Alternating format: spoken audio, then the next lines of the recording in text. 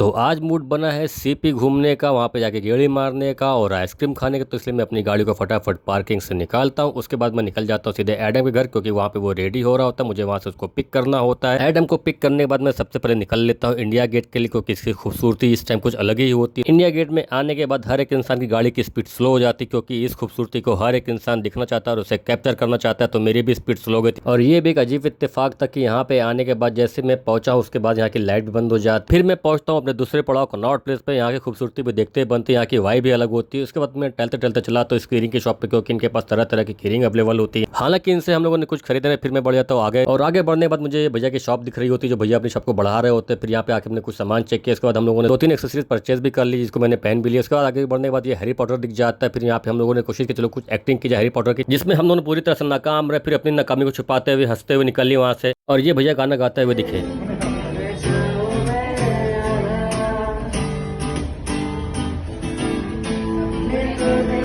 थोड़ी देर गाना एंजॉय करने के बाद खुद को ही फूल देता हूँ, निकल लेता हूँ आइसक्रीम की खोज। और आइसक्रीम की खोज फाइनली हमें अपने डेस्टिनेशन पे ले गया आती है। हम फाइनली पहुंच जाते हैं स्नोबेरी। यहाँ पे हमको मिली नेचुरल आइसक्रीम। फिर मैंने लिया अपना जामुन का फ्लेवर और एडम ने लिया अपना मिक्स फ्लेवर, और बाहर आकर आइसक्रीम एंजॉय किया।